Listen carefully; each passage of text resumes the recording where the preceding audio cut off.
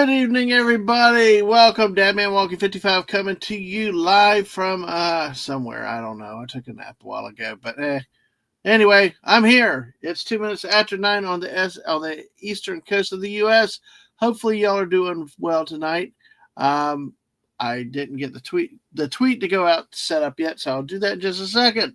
We're here, yes, on a Tuesday night to talk football. Why? Because it's a disjointed week. We didn't get to do the scoreboard show really well Saturday, and then life happens, things happen. We of course we're the night earlier because who knows what tomorrow night will bring, being the night before Thanksgiving, that wonderful day of food and football. So I'm going to actually bring my friend in who's with me to talk some college football tonight. I expect him to be passionate, be outspoken. We have some news that I'm really interested to hear him say. We might even have a debate about, well, we're going to look at the playoff standings right now. So if you've seen them, don't release them till we get to there, because I have not seen where things sit right now. But let me bring in the captain here so I can tweet this out, and let's hear his thoughts so far. Hello, Captain. How are you, JT Kirk? Hell, good evening, Dadman. Thanks for having me on. Absolutely. It's Thanksgiving week, so it's time to start feeling great about the holidays, right? Yeah, this is the last weekend of regular college, the last weekend of regular season college football, where we have a full slate of games and stuff. It's amazing how fast it passes by. And the game is this weekend, as they arrogantly like to call it. Oh, yes. We'll talk about that in a second. So I know it's Florida State. It's kind of got a luster on it this week. I know you're not talking about the Gators Seminoles. Yeah, I know. No, you know which one I'm talking about. Where I know. You keep your fingers crossed for a meteor strike or an earthquake or something. Yeah. Oh, yeah, exactly. Because they have to put "the" in front of their name because they're self-appointed. Yes. Red and Buckeyes and their silver stuff. Yeah, exactly. Yeah. Mm-hmm. But you don't like either one of those two teams. No, I don't. That's why I'm saying. I was like, no one to get injured, but a meteor strike just levels the stadium while it's empty, so they can't play the game. Yeah. Right. Have you ever been to a Michigan-Ohio State game? I have not. That is, before the Lions started winning, that was the most expensive game in the state of Michigan of any sport for the whole year. So, they are very difficult to get those. And honestly, if you go to a stadium like the Big House in Ann Arbor, it is not a good football experience. People are going to dig me for that. Try sitting halfway up, and you'll know what I mean. That stadium is a very, very old stadium. So when they wanted to add more seats, they just added another ring of seats around the end of this, around the last row that was already there. So if you're sitting, especially in the last quarter, you better bring those opera glasses, because otherwise you're not going to even see the football. You're sitting that far away from the action. So it doesn't have like a two-tier upper bowl, lower bowl type thing like a modern stadium would. And for that reason, I would say never go see a game in the Big House, because you're going to have to pay so much to get to even see the game. No, is that the Michigan is the Big House, correct? Yes. Because I thought Ohio State called himself, but I'd never want to go to a stadium called the Big House. Sounds too much like jail. So. Yeah. Well, exactly. If you're like, some of the coaches, they like to keep rolling through there that can't play by the rules, Yeah, I know. Exactly. Rich Rodriguez, but no, I'm just kidding. Well, I know you're saying Urban Meyer at Ohio State. Now I know you got one bigger than that. Urban Meyer, the guy that could leave Florida, cause death and destruction there, and then go somewhere else and tell people don't send your kids there because of the bad culture he created. Yes. But God, could you imagine him in the day of NIL, which we've got a story to talk about the NIL. I'm working long term on an update story with somebody about that, because it would be taken. It'll be interesting to talk about at the end of the season, where we just, after all the games with the NIL, the playoff, just the standards, how this year worked with conference, these conferences from coast to coast, see the shining sea. But let's say hi to the chat real quick. All right, we got 12 people watching. Hey, 10 on the YouTube side, 2 on the Twitch side.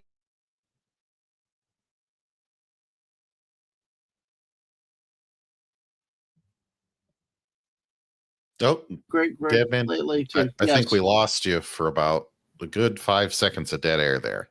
I didn't even hear it. So hey, that's good. Where was I? You were just starting to say hello to everybody. All right. Yep. I will start the hellos, but I just said hit the like button, share, and subscribe it out. Just like Buddy Hepburn had said right at the beginning. Thank you, batting lead off, Buddy Hepburn. Hello. Snorter Poopas Cuber. Hello, humans and other critters. Unfortunately, he came in when Mrs. and I were playing Fortnite earlier, and Mrs. was taking out a big bear in Lego Fortnite. Like, it's like, I was like, I got onto the Mrs. Bad timing, but great to see you tonight, Snorter Poopas. Hope you're doing well tonight. And JT Kirk is here with us and on the panel. Let's see, Connie Cleary. Hey, Connie, welcome. All hell. I would say Hell State, but that's, I guess that's a phrase, not because Connie's our Penn State fan along with Wes Cagle, but it's like Hell State. I've heard it used at Michigan State. I mean, Mississippi State. Do they say that at Michigan State too? No, they don't. They don't. Is that a Ohio State thing? They don't say it there either, I don't think. I've heard that somewhere, but besides Mississippi State, but Huh. Right. Well, there are a lot of something states, so yeah, plenty of choices. The expanded Pac-12 next year will be all states, like every single team that added to Washington State and Oregon State all had the word state in their name. Yes. At the last time I saw. But Connie, great to hear from you. Great to see you, another Big Ten person. I love having branching this out and talking to everybody about this. Fallout Dave, hello. How are you tonight, Dave? Good to see you. Corey Cochran's here for the great state of Kentucky. Hey, but he does not take pride in the Kentucky football program. But hopefully obviously you got power, you got internet. Hopefully the weather holds for you up there. JT, how's the weather? Are you supposed to be getting blizzarded in? Well, they keep changing all the details, of course, so you won't know what it's going to be for the Thanksgiving travel. I've seen everything from less than a half inch of snow to 4 inches of snow, Thanksgiving Day, the Saturday after Thanksgiving. Oh man, we're going to get some white stuff falling, but that's about all I know. Now it is going to be tough. So we're going to, I guess we'll detour for a bit because this can tie into football for an outdoor stadium. So usually towards the beginning of the cold season, you may get 2 inches of snow and nothing will accumulate because the ground is still too warm. It hasn't frozen yet, so to speak, or it just hasn't reached the temperature. Well, that's what happens down south here. Celsius. Well, that's what happens down here. We could get quick snow flurries, and it happens, but the ground's still like way too warm for it. But yeah, exactly. Right. So, basically we'll just melt and stay as wet mud on the field. Other times, if it has been cold for a week, it may be enough to get there and accumulate. Normally you'll get some snow in my part of the neighborhood here the week of Thanksgiving, but it's like you can still see the grass poking through. But this sounds like it's going to be a lot more than normal, right? Oh yeah, I mean, oh wow, that's interesting. It'll be interesting for sure, but the further north you go, the less snow it's supposed to be. Really, so I thought I heard more about the UP, but anyway, I got to tell Mrs. about that later. But wow, what a week to start! Yes, Corey's in Kentucky, a little south of you. Says all he knows is it's going to be cold. It may snow. And hey, Chewy, what's up, world? Chewy in the house. Welcome in tonight, Chewy, on the Twitch side. Thank you. Good to see you tonight. I will tell you, I'll have more snow than our friend Bucky. Oh, really? You think so? Because you're over at the big Metro Center? Well, because she's so crafty. Okay. Never mind. That's a good one. That's cool. But I guess I've heard all about all you, like Lisa and everybody else, with the snow shoveling season coming up. Make sure you had your workouts and your backs are stretched out. But hey, no, Dave said the skit was me dreaming about the Fortnite map. there. Have I told you how much I love the Fortnite map yet? Yeah. Well, and you've played Yeah. far more than in previous seasons too. Yeah, it's a lot. Even though we've only won the one time, we've gotten close a couple times. It's just like memory lanes for me with a lot of this stuff. Actually, playing a lot of the maps that I learned with Aang and stuff. So but hey. Right. All right, well, let's go, folks. We got 10 people still here watching with us. Make sure you follow us on Twitch. Make sure you subscribe here on the YouTube. Hit that like, share it out. Let's see who we can get and grow the party from there. Real quickly, we're going to take a look back at last week. We're going to take a look at last week's games, maybe talk about a couple of them in a little bit more detail. Then we're going to either bounce in a news article or we're going to take a look at the current playoff scenario. Of course, the 12 top ranked teams, but 5 are conference champions. So there can be some little wiggle waggle in there, not necessarily the 12 best. We'll take a look at all that coming up and a couple news articles of interest. So, including from our friend Lane Kitten. So, that Florida job for him doesn't look so guaranteed anymore, which we'll get into that when we talk about that game this week. But let's start off the week in a game that everybody overhyped. It's the traditional thing. You know the game, JT. It's in your neck of the woods.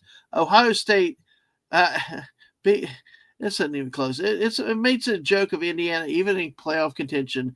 Number 2, Ohio State beats Indiana, crushes them 38-15. In Ohio State. Will Howard throws 201 yards. Did you get to see any of this game? I did not. I did not, unfortunately. I tuned in a couple times, and I'm like, Indiana scored like first play of the first drive of the game, and then it was like, it's over. It's just like Ohio State said, hey, we're spotting you and hold my beer. We're going to kick your ass. So Atwood is home. Congratulations. And Brogo, good to see you too. You LSU fans. Stay. We'll hit that LSU Vanderbilt game. I cannot believe Florida beat LSU the week before. There's a lot about that game. Looking at this game, Ohio State held Indiana to 68 yards passing on 8 of 18 throwing, but Curtis Rourke 40 rushing attempts, 85 yards, 2 yards. I mean. While Ohio State 201 yards passing, 115 yards rushing. Quinshon Junkins, the Mississippi transfer, 14 carries, 36 yards.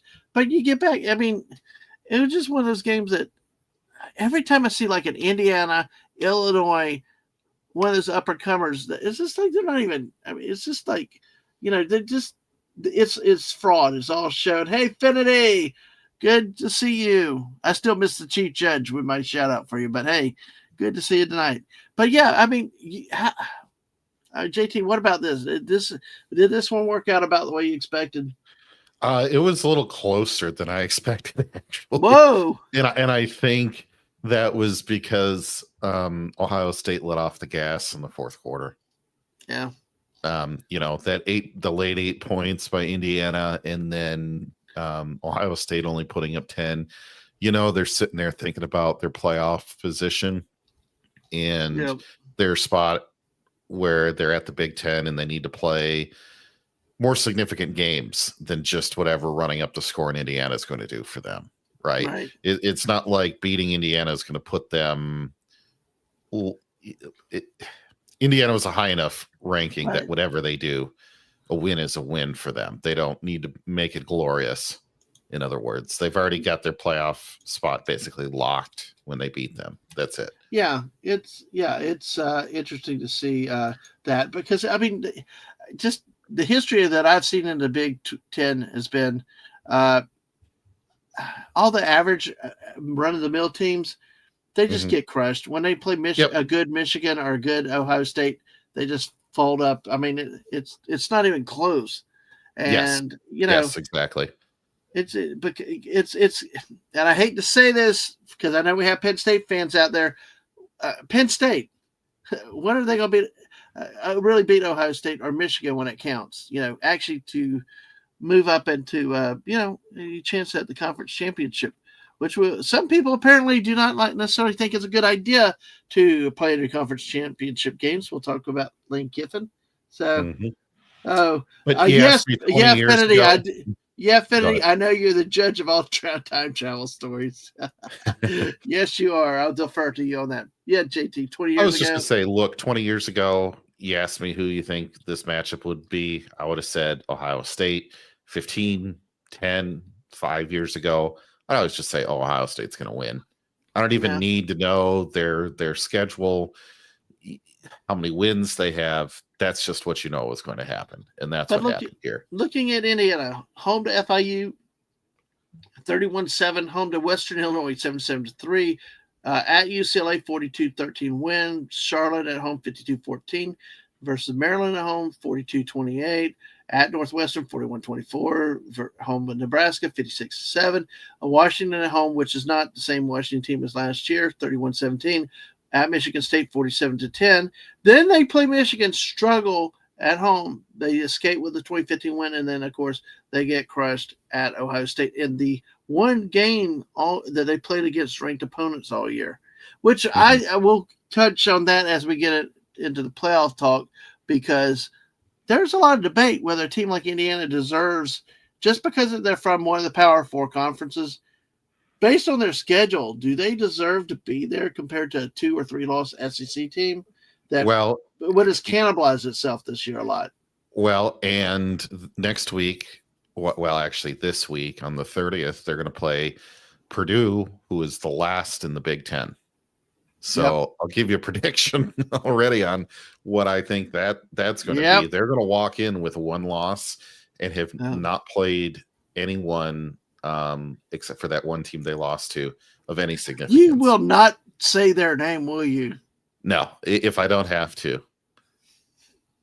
You don't have to even put the word on, but hey. All right. That State University of Ohio, we'll call them like that. All right. Well, we'll move on to the next game. Kentucky goes on the road at third-ranked Texas. Texas wins this game 31-14. A little bit of a struggle in parts of this game. Kentucky fought valiantly for a bit, but this game was, 14-7 with about 6 minutes left in the first half, and then of course 21. Let's see, it was 17 unanswered leading into halftime, so Texas took a 24-7 halftime lead, and really no real scoring in the second half. Kentucky's lone touchdown was a 25-yard fumble return for a touchdown.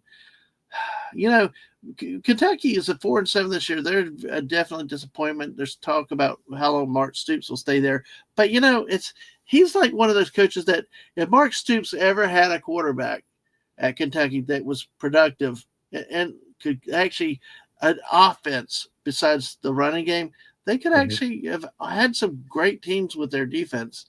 And it's kind of like Texas played around with them early in the game, but then pulls away at the end. So maybe just a good defensive coordinator, instead of a head coach position, or maybe his defensive coordinator is the real secret to their defense. Yeah, but giving up 31 points is also not great for a defense. No. In fact, that's a bad showing. So I don't even want to give them that much necessarily. Well, look, this team gave up 40-something to the Gators this year for Kentucky. That was a game that Kentucky won 5 or 6 in a row, and they could not stop. Then again, I'll talk more about that as I get frustrated as we go to that game. It's really bad, We got 14 people here. Thank y'all so much tonight. It's really cool to have this many people hanging out with us. It's really cool. I love my sports. I love doing it. I love having people around to talk. And I tell you, I really love also, we got Big Ten fans out there. We got LSU fans. I've got 2 LSU fans in the chat already. All we need is get Wes Cagle. We'll have 2 Penn State fans. So as Corey said, I'm working with a new monitor setup, so I got to find my cursor here. Corey says Stoops keeps failing to use the QB who can pass from in-state. Yep. They brought in the Georgia transfer. It's like, that's what okay. Yeah. Oh my gosh! But hey, we're going to look at this real quick here before we go. We're going to take a look at the SEC. We'll come back to the Big 12 soon. Big 10. Sorry, I keep getting you guys confused. Let's see. Here, this. Get it a little larger. Okay, we don't care about down below. Hey, look, Mississippi State will end up in the dumpster this year for the SEC. But right now, I have not looked at the current breakdowns, but we've got Texas at 6-1 in the conference, Georgia 6-2, Tennessee playing Vanderbilt this week. So we'll have to see if Vanderbilt. Well, actually, what we have is a potential four-way tie for first. That if A&M beats Texas this week, you got four teams at 6-2, assuming Tennessee beats Vanderbilt, which could be a little trickier this year. So, but I have to look at we've. This is the thing with these 16-team conferences. It's like the possibilities of all the different playoff scenarios are just incredible. And then you got the log jam in the middle, all the way from Alabama down to Big to Ten's Florida, got the same Vanderbilt. thing. Yeah. If all the games, I was looking at the Big Ten, if all games work right, for the teams that are all in that middle log jam, like you say, Michigan State could end up like sixth in the Big Ten, even though they'll have a 500 record if they win this weekend. So like right they could just slide all the way above all those other teams if the right games go their way. They could catapult way up there. And it's just crazy if you think about it. Like, what is the real difference between all these teams? And what's cool is y'all played 9 conference games. Yes. Where the SEC only plays 8, so that's kind of interesting. So, bro goes out there, go Longhorns, hook them. Yes. He can pass on locals. He'd love to go there and can do it. Yeah, that's a problem, Corey. Sometimes you need to stay home instead of looking outside. It could make it better for you. Go ahead, JT. I was just say, we're Vols fans. They're right in the running on all this stuff too, right? Yeah, they were. They're 2 losses. I'll have to maybe see if we can pick up that situation as we go through here. But we're going to head back to some of our games. Just a quick, interesting. To me, these are the 2 conferences that will really matter when it comes down to the number of teams in the 12-team playoff. And yet, there's still talk of a 16-team playoff. So eventually, let's have 64. Everybody gets a playoff spot. Hey, let's put the Gators in there. They're finally winning, I'm up for a 32. Leave it at 32 and cut 2 games out of the regular season. Yeah. Why not? See, that's a drawback for Kentucky, too. If they can't keep the quarterback safe, the line, they have had a great offensive line for quite a few times, for quite a few years. But I think this year they had a down spot with it. But, hey. Always protect your quarterback. That's the key name of the game. In a game, wow, this game surprised me. And I love my Penn State fans, and Penn State fans, feel free to come support and defend your team. But Penn State, 4th ranked, goes on the road, escapes with a 26-25 over Minnehaha in a game that. Yeah, go ahead. I was gonna say, sorry to cut you off. Yes, but could you pull up the schedule for Minnesota, and I'll tell you why this ended up this way. Okay, well, we can do that. So you were mentioning Penn State escapes on the road at Minnesota 26-25. Yeah. Minnesota being an unranked team, now 4-4 in the Big Ten. But if you pull up the schedule of theirs, you will see close loss against a nobody UNC. Got blown out by Iowa, only a 3-point loss to Michigan, but then they won against 11th-ranked USC, won against a 24th ranked Illinois, and then you just go and lose one to Rutgers. This is the Gophers are always a dangerous team. It's always a trap game, especially if you're playing in Minnesota. And I was actually not going to be surprised whatsoever if Penn State lost this one. This team is a dangerous team. Now, they had, before they dropped a big one to Rutgers, they had won 4 games in a row. And again, 2 of those against ranked opponents. One of those on the road against a ranked opponent. So, don't let anyone tell you that Minnesota had no chance in this one. They definitely did. And, I wouldn't say that they would have blown this out, but this was a trap that Penn State barely got away from. My experience of watching the Gophers is they're a team that you're right. When you go to them, especially when you go there, give me a second. I got to deal with something on my Twitch side.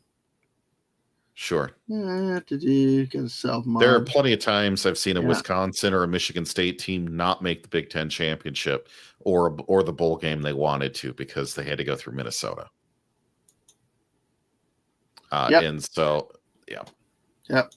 So, yeah, I had to deal with that something over there. But I've actually seen so many times with Minnesota, it's like you want them to beat. They're pushing Michigan, but they always lose.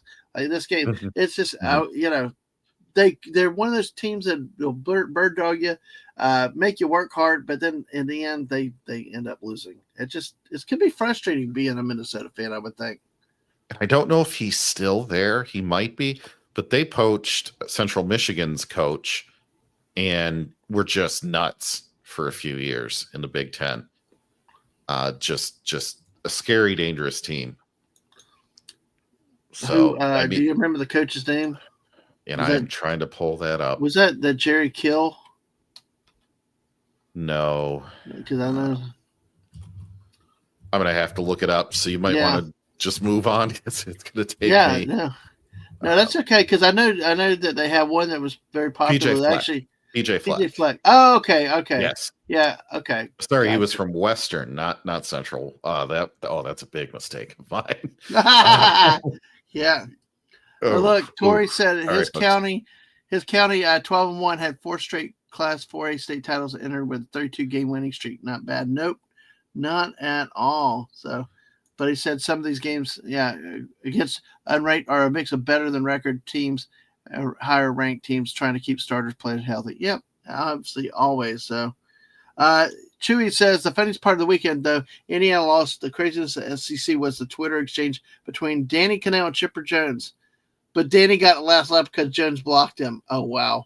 I did not read about that or hear about that. That would be that's funny. That's an FSU Georgia thing then. Because Danny Cannell played quarterback at FSU. Chipper Jones, I think, out of Atlanta. I don't know. Hey, I'd be curious to see what started that one. But that would have to be cool. That had to be cool. Unranked teams tend to grind. Problem for teams trying to get a respite. Yep. Yeah, absolutely. What was interesting with this game, watching, I was over on other games, but it was 1916. Minnesota had the halftime lead. Excuse me. Then Minnesota pulls. Actually, Penn State took the lead 23-22 in the third quarter, extended with a field goal. Minnesota pulled within 1 point with 5:48 with a 26-yard field goal. Of course, that's another one where you have a short field goal when maybe you could have had a touchdown. But, Oh, by the way, this game also featured something unique that you do not see often. Minnesota had a 2-point defensive PAT conversion in this game. When Penn State scored with 19 seconds left in the first half, they pulled it within 17-16. Minnesota returned the conversion block for 2 points. You don't see that very often. No, you don't. Don't. Very rare you see it. So this is unfortunate. It's kind of one of those, I look at James Franklin. I've heard a lot of people talk about him being comparable in the Penn State program, very comparable to Lane Kiffin and Ole Miss. It's like they're big, bad. They got all this reputation, and when you went to get like this year, I put my bet on Mississippi, and they don't perform once again. Mm-hmm. And it's like, and it just seems like Penn State. They just when the expectations are there, they just don't deliver. And that's going to probably be the hallmark of James Franklin, who is well known for really having very successful years at Vanderbilt for several years. So, all right. Drew Allar threw for 244 yards in this game. Now, It was a good. I think this was a game, one of the games that really highlighted the interesting, the intrigue of this week in college football because it was very.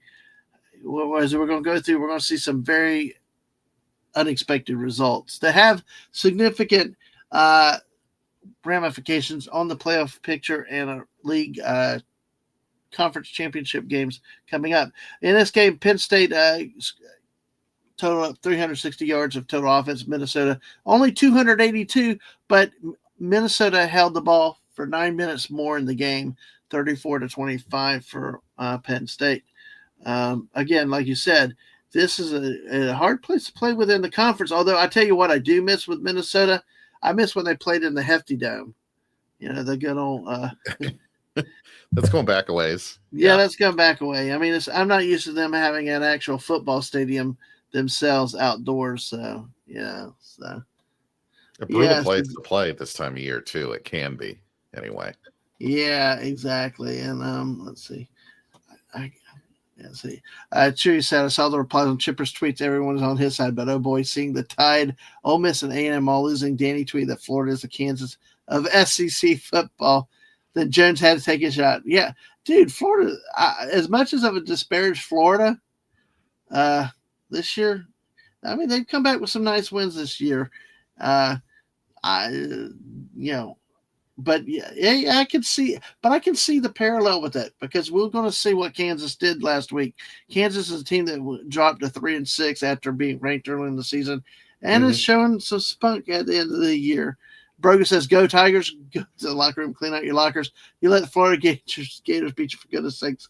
Yes, they did, but at least they held serve at home on Vanderbilt. And like JT says, we may use the term bet odds, but we're a non-gambling channel. Do not take any comments on gambling advice. Yes, do not trust me, especially.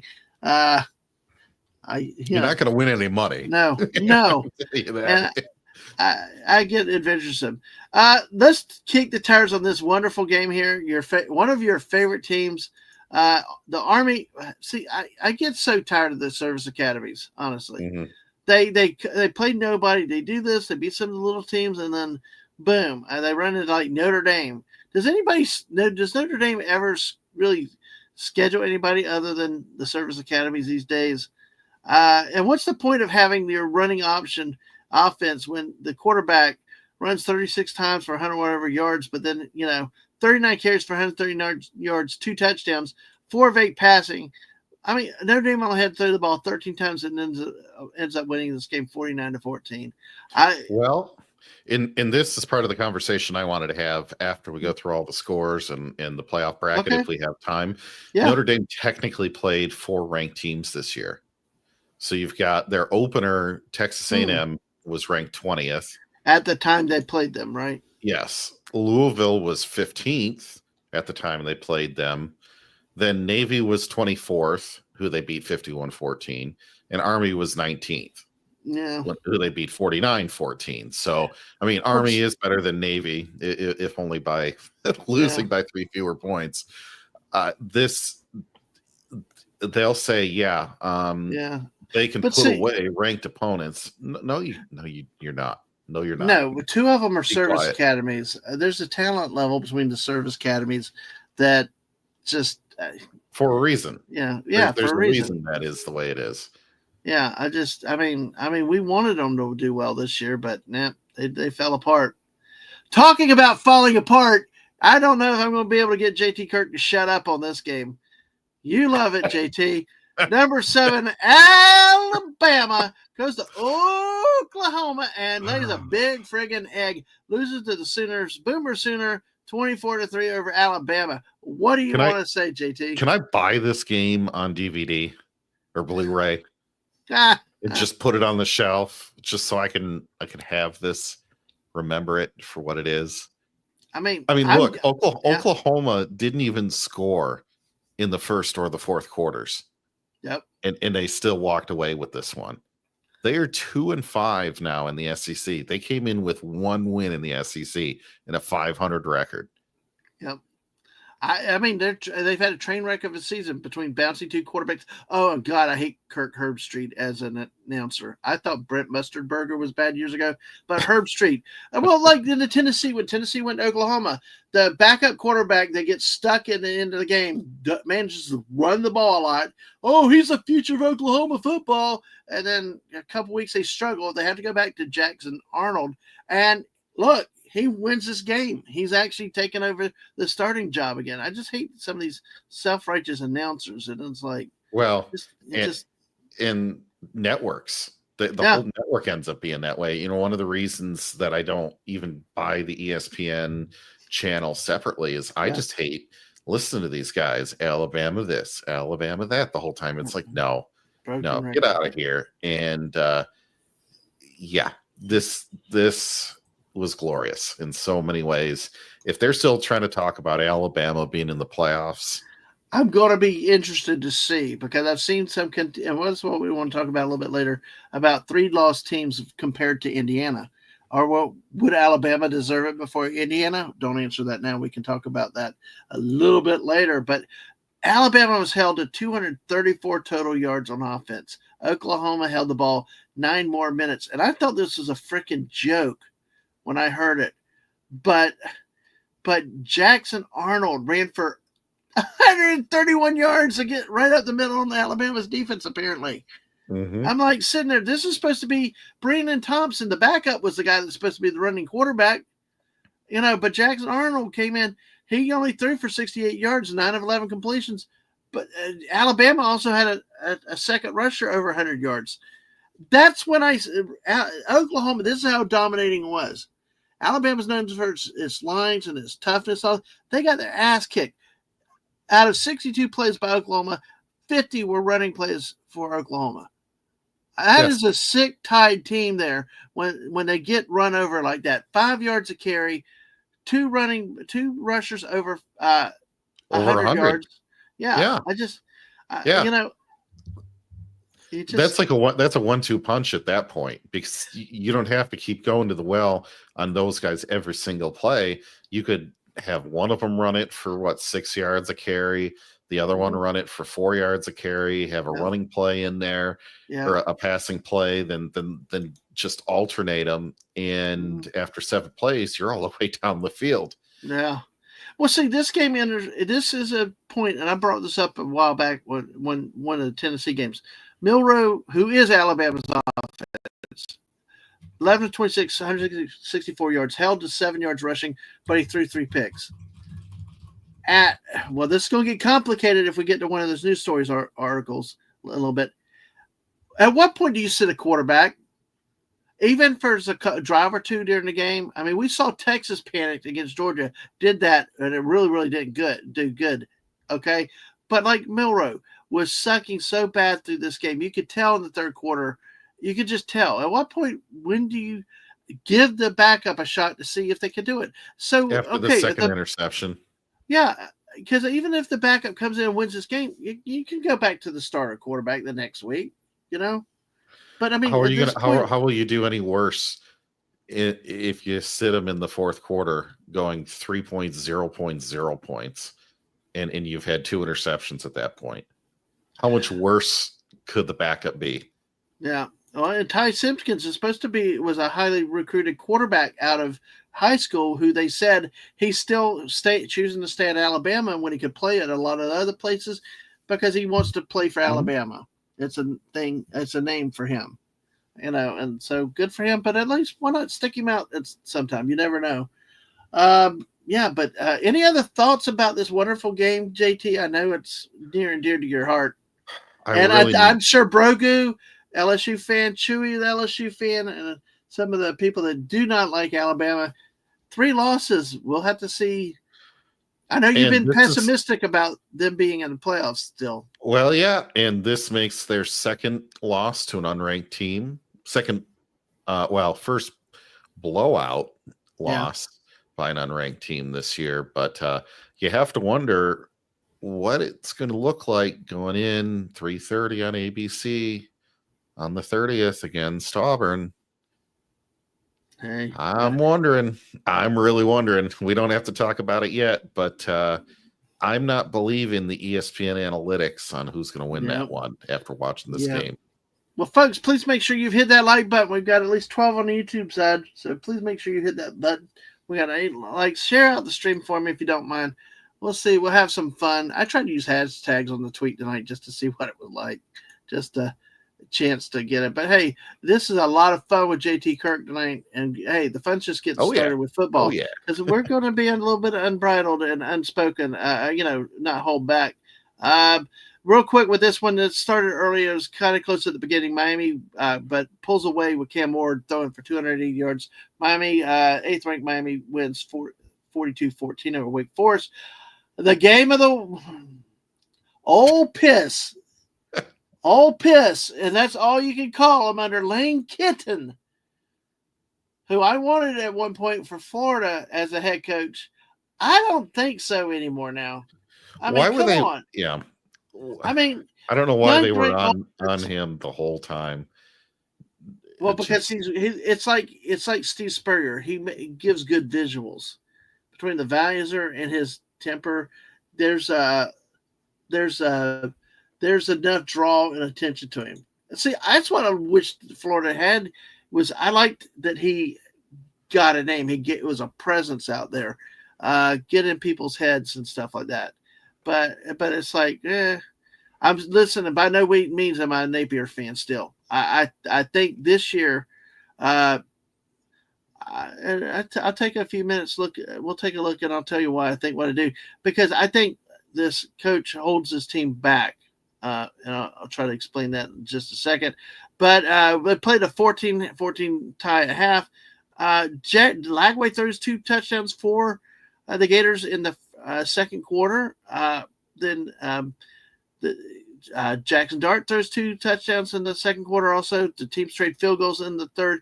And Montrell Johnson has the go-ahead touchdown with 7.5 minutes left in the game. Overall, Ole Miss still had 464 yards of total offense to Florida's 344, although Florida held the ball. It was negligible, about 8 seconds more in this game. Let's see. Jackson Dart was 24-41 for 323. 42 pass attempts for Ole Miss. 2 touchdowns, but he had 2 picks. That will come back to get you on the road in the SEC. Dart also ran for 71 yards. Ole Miss ran for 141 yards overall. This is where I think Florida struggles, okay? Mm-hmm. 63 plays, 45 running plays. You're not going to do that against good defenses in the SEC. You will not be able to run that much like that against a good defense. We saw what happened. Alabama got exposed in that game by Oklahoma. Florida, but still, 45 carries for 164 yards. That is still less than 4 yards a carry. If you're under 4 yards a carry, you're not doing well. You could run against good SEC defenses if you had 2 of the top 10 running backs in college football on your team and a decent, top 50 number 3 and a mobile quarterback. Sure, you could. Florida doesn't have any of that. So your point still stands. With their roster, they could not do that. And yet they did that against the number 9 ranked team. It's almost like if you look at the Ole Miss schedule, they never deserve to be number 9. Not even close. Nope. Not even close. And I'm not trying to take anything away from the Gators here, but I think people are on something if they honestly thought that just because they beat Georgia that they should have been 9th. Here's the season as it goes. Ole Miss 76-0 at home over Furman. Home Middle Tennessee 52-3 at Wake 40-6. Home to Georgia Southern 52-13. Kentucky at home is the game they lost 20-17. How do you lose that game? Then they go on and a Jekyll and Hyde team in the conference in South Carolina, the Gamecocks. They go on the road and crush South Carolina 27-3, a team that has been pushed to Alabama, has had some impressive wins. Then they play at LSU, lose by a field goal there.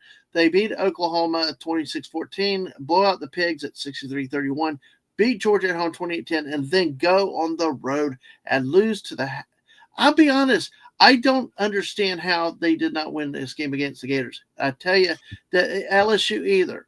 I don't think either team really tried to run the ball right. Yeah, man. Yeah, go for it. No, go for it. You're on a roll. You're on a roll. The whole thing is the center of the Gators defense is very soft. You get run between the tackles, then you pop it over the top, down the field, not the short passes, down the field. Jackson Dart had some success throwing the ball, but 2 turnovers. You can't turn the ball over. This Florida team, I mean, LSU, look at what LSU did the week before. LSU ran so many more plays than Florida did, and yet Florida held them to 16 points. If Florida, and I tell you what, these are 2 weeks with Florida. I'm going to gripe about this a second, if I can. Say, okay, Florida, this week, 18 pass attempts, okay? 18 pass attempts, 45 rushes. They scored 24 points, okay? I'm going to bring up last week against LSU when LSU dominated this game in time of possession. It was not even close, the time of possession, but Florida won that game 27-16. They had in this game, actually, let's see. LSU had the ball 41-43 in the game to Florida's 18-17. LSU had 392 yards to Florida's 339. You would think LSU would have blown them out, but they didn't. Florida held them to field goals, but that's the problem with this Florida team. They can't get off the field. And against the effective offenses that score touchdowns, you can't win like that. But I will tell you, in 18 minutes, Florida threw the ball 26 times. Lagway only completed half, but 26 passes to 17 rushes. That game was fun to watch. It was a little bit like Spurrier. You know, they ran 43 plays. Why won't Napier throw the ball more? They say Lagway's a great arm. He's got a great arm. He can make some amazing passes. Quit friggin', and I tell you, if he's my kid, he wouldn't be in Gainesville. Wouldn't want my kid in this run happy off. Used up like that, getting his health used up, and cast aside. I wouldn't want that. I'd send him to Georgia of all places. Transfer to Georgia. You know, they run more of a pro style offense. LSU. You know, teams like that, the quarterbacks do run. They are mobile. I'm not saying have Tom Brady or a statue back there, but you also you set up your team.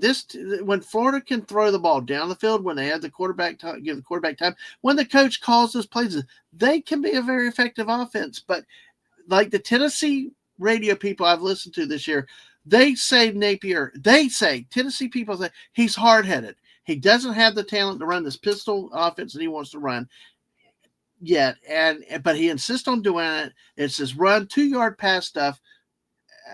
But even they noticed that he insists on doing stuff. Last year, Florida had a big lead on Tennessee, nearly lost it in the second half because he shuts it down uber conservatively. But that game I just don't understand why. Caution to win, let's throw it. But see, in that game, LSU ran 92 plays. 92 plays and did not win that game. That had to be a frustrating game for my LSU friends out there to watch. So, but as you said, the focus is Lane Kiffin. By the way, let's talk about Lane Kiffin for a second. Let's take a story. I don't know if this story's come up at the Big 12, but Lane Kiffin made some news this week. I got 2 different articles. Wow, with him. Oops. The talk about him going to Gainesville at one point, stuff like that and all. Apparently, his contract buyout, if he, based on the numbers, if he were fired at the conclusion of the 2024 regular season, they would be obligated to pay him roughly $36.5 million. Right. I'm like, yeah, he's a name. He's an all-star. But what the hell has he won? I've said that with Napier. Napier's got a $26 million buyout. Why do you – and Kitten is a name. Yeah, I agree on all this. But what has he won? I mean, at least Jimbo Fisher for his $76 million won a national title. I just these buyouts are just hideous, don't you think, JT? And I had a totally different takeaway from this game, and even looking at this game, I know we didn't really get a chance to talk about it going into Saturday last week. Mm-hmm. I really want to tone down this, but it could go into a whole rant. Lane Kiffin has not won anything this year. What has he won? He's won one game against Georgia. Now, we already talked about Minnesota. Minnesota lost by 1 point to Penn State. They weren't even ranked going into that week. How many ranked opponents, did they beat? 2. They've beat 2 ranked opponents. They were not even ranked. Who is Ole Miss beaten? The only team that's ranked is Georgia. Everyone else, I could not even tell you where they are except for a couple of these SEC teams. MTSU, FUR, GASO, those, I mean, they are not relevant opponents. They are not relevant opponents. Why are you ranked 9th? You lost to 13th LSU. Yeah. You did not walk away against Georgia. I'm done with this because you put them at number 9. They are not number 9. And then you force these teams that are lower than number 9 to have to do everything they can just to try to get into the playoffs when they're not going to, because these teams that don't deserve that ranking are just going to get in there. And so I saw this game. I'm like, who the hell is Ole Miss this year? Oh, wait. Yeah, they lost to Kentucky. They lost to LSU with that old Notre Dame coach with Smelly over there. This team has fake written all over it. And what did they do? They lost to a Florida team that they probably had a lot more business losing to than what they would want you to think, with that nice little number next to their name. Top 10 team, no, give me a break. Give me a break. And so when I saw this, I was like, oh, you're playing Lane Kiffin. Yeah, that doesn't mean anything. You walk in here and do that. You could. And so I thought this was a winnable game for Florida. Now, did I really want them to win, or did I want them to do some type of rebuild? Well, now it looks like the coach will probably just come back because they beat. Well, they said a few weeks ago. They said a few top 10 team. And that's 2 weeks in a row that they've beaten a ranked team. They've actually, a few weeks ago, the athletic director came out and said that he was safe. So, this is like all those times when Michigan State would keep their coach for another year because they beat number 20 Northwestern or number 25 Indiana, and you're like, no, these are not not teams that mean anything, and they got this number next to their name by doing nothing for it. And this might go into a later rant that we might have after this, or we might do it another week. Who knows? I got serious bone to pick with that number next to that team. And so they can go ahead and drop to whatever the hell they're going to drop to. Maybe they should just drop off the rankings altogether. But we will congratulations to the Gators for doing this. Because two weeks in a row against ranked teams. Yep. But I will tell you what's going to happen next week. He's going to fall flat. Next year, he's going to fall flat on the face. I've got family. They're drinking the Kool-Aid. One's like, I might have been spoken too early. I'm like, no, your eyes don't deceive you. What you saw the first 3 weeks was what he is as a coach. Right now, they're winning based on talent, not based on what he's doing, because they've got a good quarterback. They've got some surprisingly good players, but they just they're winning in spite of him. I'm telling you. What we said last year with bad clock management in his first year, the false starts, the running on. He sent a player on against Tennessee that cost him a field goal in that game. It was his fault. He admitted it. And those are the things that they've got. I mean, it's just 3 years of stuff like that. And our friend Mandalorian's here. He's like, rant, JT. It broke you exactly. Old Piss is just a glorified second-ranked SEC team. Well, speaking of that, we're going to do something a little bit unique right now. And I've done this before, and I'm going to do it carefully the way I have no audio. I will talk over it because I've done this before. And if I get dinged, I don't, whatever. But hey, the Egg Bowl is coming up this weekend. Ole Miss, Ole Piss at Piss State. The Egg we Bowl. see the Egg Bowl. Why is it called the Egg Bowl? I don't know. Do they get a goose that lays the golden egg like on a trophy or something? That'd be too cool for them. I'm sure it's nothing that cool. I'd say more like cow patties. Make it the cow patty bowl. But hey, you're not a fan of eggs.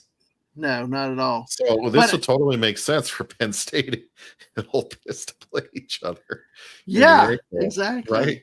Exactly. So, all right, this game, I can't remember what year. It was before 2020. But basically, they had here, Ole Miss was down 7 with 9 seconds left. So we're going to see what happens here, because there is a reason why we use that name. So we will talk over it. So we got it here. So the quarterback drops back. We are not seeing anything. Uh-oh. But the background. No. I mean, the two of us are left justified and smaller, but the actual main share space is blank. Oh, I don't know. I wonder if it got flagged or something. Oh, I've done this before. It didn't have a problem before. So, I don't know. Oh, well. Let me see if I can find another one. Oh, Mandalorian said, LOL. I don't know. I'm just passing by. I don't really watch sports. I've enjoyed some tailgate. Tailgating's an all thing. Yeah, because glad you're here, though, Mandalorian. So, the Ovulation Bowl. So, yeah. Yeah. All right. See, that's funny that it didn't show up there. I'm not sure exactly why that did. Well, who knows? Let's not dwell on it. If we get it later, maybe. That's okay. But yeah, it was really a classic one that had happened. So, let's see. Anyway, all right. I'm trying to try one more real quick. Get through the ads, though. You know how that goes. Yes. Now, what's even more ridiculous? Are we ready to move on, or did you want to? I'm going to try it again real quick. I'm going to try it real quick. Okay. So. Go for it. Okay, I'm just trying to get to a spot. Okay, let's see if it comes up. If not, then we'll move on. But this is always a fun one. Because, see, I have shown this before, so if it doesn't come up, then...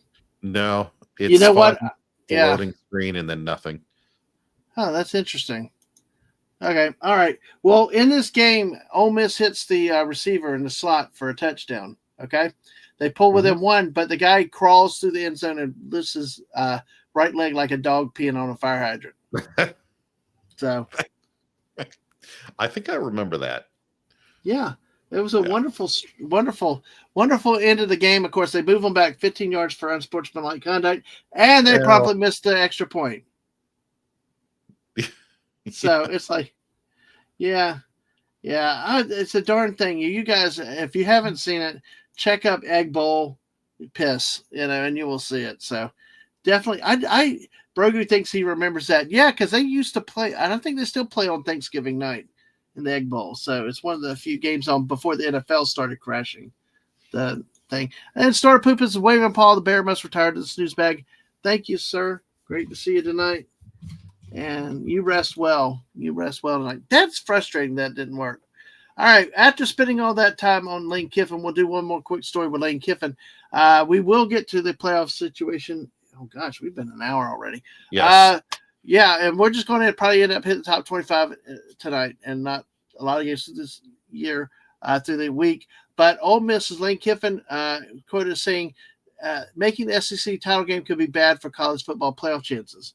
Basically, you got to talk with a lot of people, coaches now. Is it better to just become playoff eligible but not take that trip to Atlanta or wherever your championship game is? What do you think? Well, it's always tough because I want a winner to be decided. I don't want to see like two potential first ranks, because then who do you take? And whoever you take, it's not fair to the other one if you're putting them in that bye week, right? So then you either have to get rid of the bye week and just take the top whatever ranked teams overall. But there's a lot of flaws in the ranking system that I wanted everybody to think about as well. So that's Mhm. not necessarily fair.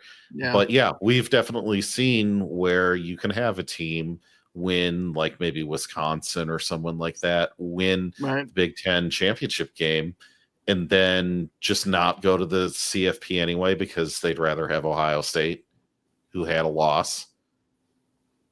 So yeah, I see why they wouldn't want to do it. Your Yeah. players could get hurt. You might get picked over by another team anyway, by the selection committee. But I Mhm. just don't see there being any other fair way to do it than to Right. have that conference championship game Yeah. and make those two teams the first two teams you have to pick. Well, yeah, but you Maybe, skip them. right? Yeah, because it's the thing is, it's otherwise the game means nothing, and it give somebody with 4 or 5 losses if they can make the championship game a chance. It's like the loss of the competitive spirit, but it's like they Mhm. said with the bowl games. Now with the playoffs, the bowl games don't mean anything. It's just a effect down the line. Well, let's go ahead and let's wrap up the last week. Look back at last week so we can look forward and look at where the playoff situation stands. Georgia wins easy 59-21 over UMass, although they trailed early in the game. Uh, And they were yeah. ranked lower than Old Miss, Ah, even though they had beaten a 14th Clemson and number 1 Texas and yeah, number 7 Tennessee. yeah. I know. Hmm. Speaking of Tennessee blinks my UTEP Miners 56-0. A game that was, we can talk about this. Boise State beats Wyoming by the big score 17-13. That's one of your conference champions, and we'll see where they're slided in the playoff system. But I'm sorry, you beat Wyoming 17-13. That's not going to It was bode on the well to you road. playing. Yeah, but It was on still the playing road. a Wyoming on. I think Wyoming had only had 2 wins on the season. But we'll talk about that because that's a debate with the mid majors getting into the playoff system now, which I think is nice. I think you need to because I think it will help the pool and make football exciting. Speaking of new in the pool, SMU crushes Virginia 33-7. One of the big upsets could have significant ramifications on everything in the championship games. BYU goes on the road to Arizona State and loses. Arizona State wins 28-23. And just like Mississippi, they run on the field well too early before the freaking 0-0-0 on the clock. I love running on the field, but stay off till the game's officially over and over. That's like my dad would always watch a game. He's like, don't cheer. I'm looking for a flag. When you kind of finally get a flag, it's like, okay, no, there's no flag. Okay, we can cheer. Yeah, Yeah. yeah, Yeah. Yeah. yeah. Boise lost to Oregon by field goal. Yeah, it was a tight game. I know, and that was a Boise State though for a team has actually earned the credit to go to the big games and stuff because we've seen them the year they beat Oklahoma, and they've shown the ability to play with the bigger teams from bigger conferences, and it's just the optics of it. I think to me stands out. Also, Texas A&M and a wonderful game for our Auburn fans out there. Auburn outlast Texas A&M in the 2-point conversions. I hate that damn thing. Make them play friggin' full overtimes. I mean, it's short enough already. Well, Auburn wins this game 43-41. Your favorite small town Republic favorite, Peyton Thorne, throws for 301 yards against Texas A&M in a game where Auburn was up 21-0, but had to hold on to win this game. To what the point was earlier about Kansas and Florida, about the tweets Chewy had mentioned, Kansas again, they've won. Let's see how many they won, but they beat Coach Prime at home 37-21. Mm-hmm. After falling down 1-5 to start the season, 2-6, has won 3 games in a row. Kansas has. We've got one more game to see if they can become bowl eligible. All right. Coming through here, Citadel loses to Clemson. South Carolina crushes Wofford and both of them battles of South Carolina. Iowa State, who I think was looking on the outside of the Big 12, is now at won at Utah at 31-28. Missouri beats Mississippi State 39-20, and Illinois beats Rutgers late 38-31. Anything on any of those games you want to say, JT? No. Okay. Yeah, In no, I summary, got it. no. Well, for Buddy Hepburn, Cal Stanford, Cal won that game 24-21. So it's still hard to believe that's actually technically an Atlantic Coast Conference football game played on the Pacific Coast. That just still throws me. And the Beavers won. The Beavers beat Washington State. Wow, 41-38. Go Shocker. So, and for Brogu and Chewy out there, LSU does beat Vanderbilt 24-17. Garrett Nussmeier throws for 332 yards. But you know what? Vanderbilt will end up with probably 6. Will probably lose to Tennessee. Will only have 6 wins, but they will be bowl eligible. And it's still like they won the Super Bowl, you know? Mm-hmm. Yeah. So Rylan Harris in the chat there. We did already cover last week's Gator Ole Miss game, I think for maybe 10, 15 minutes. Yeah. We have not gone over any of this coming week's games. Yep. So stick around and we probably will cover Florida FSU. In fact, I would say it's a certainty that we do. Yeah, we do. And Buddy Hepburn said the second half of Stanford Cal was an abomination. It sounded like it. I'm just happy the Beavers won. That's like a shock, you know. But they've also changed quarterbacks too. So, oh my God. Yeah, because Stanford had a 21-10 lead entering the fourth quarter. Cal scores 14 to close out the game, to including a 98-yard drive to go ahead to win that game. Wow. That is, yeah, I can bet that was an abomination. A good Beaver, hard to beat. Absolutely, Corey. Exactly. Well, they got better this last week. All right, so that's it for last week. JT, any other thoughts before we either jump into a new story out of Michigan or about the playoffs before we look at let's move it. This week. Let's move on. Okay. I want your opinion on this. And we'll probably have to do a stream on this another night for a full thing. Mm-hmm. Brogu out there, Chewy out there, are LSU fans, and I think Brogu might have mentioned this a couple weeks ago. They were the Bryce Underwood is the number 1 ranked prospect, not just quarterback, number 1 ranked prospect overall. Out of Belleville High School, yes, was committed to LSU because he's from your neck of the woods. Yes, flips this week to Michigan. Now, last week it was reported, a week before, it was reported that this NIL. Michigan was offering, of course, with Barstool Sports owner and some other people, $10.5 million. The final rumor was he got upwards of $12 million to go to Michigan. And just so the audience knows, where is that money coming from?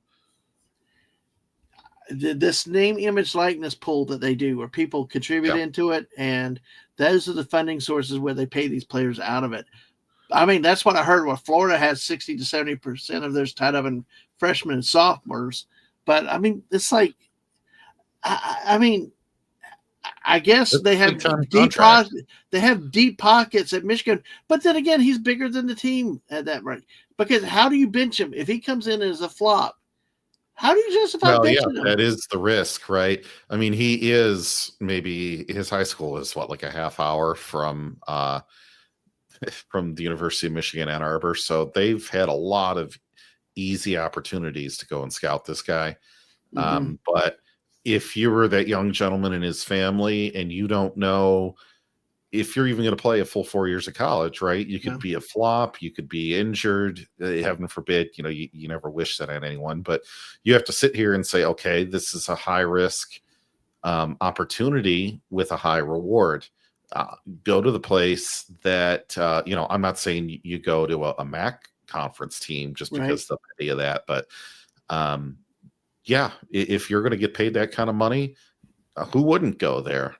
Even if they don't really have the coaching staff all together and it doesn't look like they're going to do a whole lot. $10.5 million. I was like, how can you say no to that? It's like, you just take it. Take it. Look, and LSU offered him $6 million. Yeah, well, but they'll also have stronger players around him too. Yeah. You could be the quintessential fantasy pick where if you ever play fantasy football, you can be a tremendous fantasy quarterback on like the Jacksonville Jaguars, where you win like Yeah. 3 NFL games the whole year. I mean, Michigan could barely become bowl eligible on anything, have like an 8-win season all 4 years with him. He's going to walk away with that money and probably have consideration from the NFL. Yeah. And have no one around him because all the money is tied up in him. But then he can just look even more the superstar, right? Because nobody else there is going to steal his thunder. He's not going to have running backs there that are going to run a bunch of running touchdowns. He's going to have to throw more. Things like this, right? That work in his benefit. So I really have no problem with it, other than I wish that he would have gone to a school that wasn't in the Big Ten. Yeah. For personal reasons. It's changing fundamentally what college football is and was. Now I mean, paying players is one thing. Okay, everybody got on board with that, but these are like friggin' NFL level type contracts. I mean, I tell you, if I was every quarterback on the Michigan roster, you might as well transfer somewhere next year. They're going to start him, even if he's not physically, even if he's not ready, or if he messes up all the time. He's going to be given the long leash and patience with it because they invested so much in him. Now there are negatives that come along with this too. Did my voice just go robotic? Yeah, there's a little bit of crackly in the voice. Okay. I'm going to go backstage and come back. Okay. So just give me about 5 seconds, okay? Yeah, okay. And Rylan, no, I have not heard about the FSU quarterback transferring to the Gators, but I will say that the Gators are that could help their depth, but I don't see anybody challenging Lagway as a starter. He's proven himself. Buddy says the last day or two, Arch Manning possibly to Alabama. I see Iron Bowl. You always got to talk about Iron Bowl when you talking about Alabama, but yeah, Buddy also said likely will get in about Alabama playing Auburn will get the votes over teams that they win, even if it's close. So we'll see what JT thinks about that when he gets back. But yeah, I just don't get that. I mean, I think he should stay at Texas. I mean, if he's just patient, he's got a good future, I think, at Texas. So what do you think about what Buddy said here about the rumors about Arch Manning to Alabama? Can't hear you, JT. Oh, no. I did not mute him. I did not mute him this time. It's not my fault, man. About that. There you go. I can hear you now. All right. This has been a StreamYards thing within the last little bit. I had not heard anything about Arch Manning going to Alabama. I did want to say, though, about this that you give these kids these kind of contracts, it's not always going to work in their benefit. For every LeBron James that you got in the NBA who just skipped college basketball by mistake, you had a bunch of players like that just never worked out. You have total just this is a football player. Why even send him to class at this point? You do have the fact that, yes, this might be their big money-making opportunity for their whole life, but they could easily blow through all that money and be penniless, all just the same.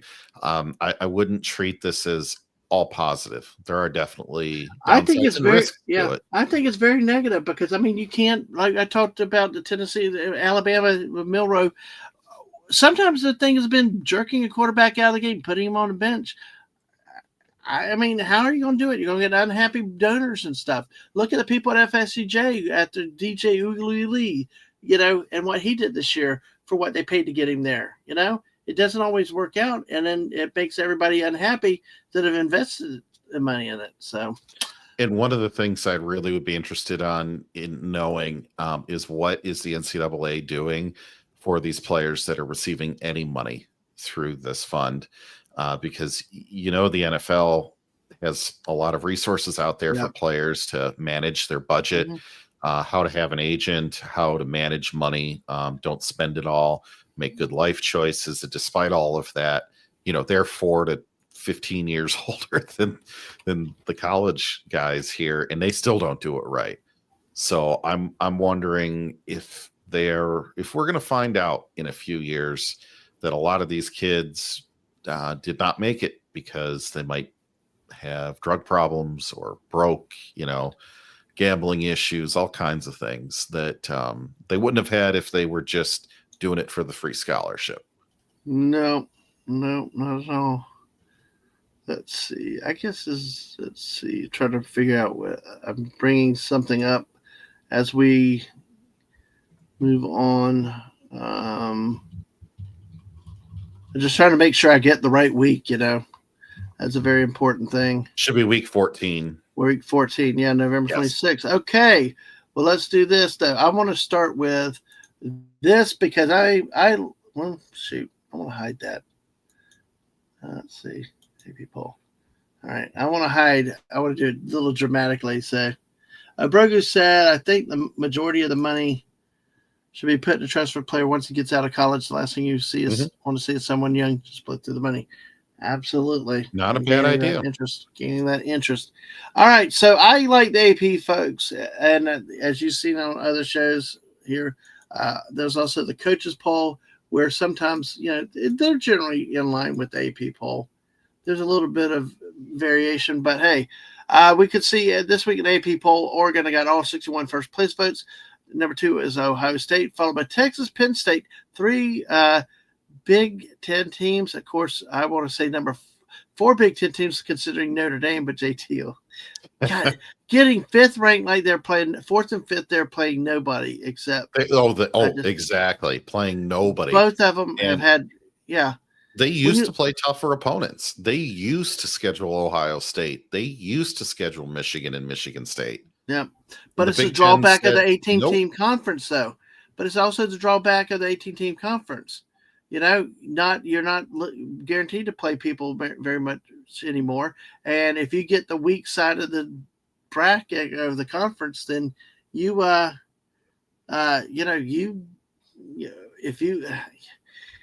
Notre Dame is the weak side of the conference. Okay, let's not pretend.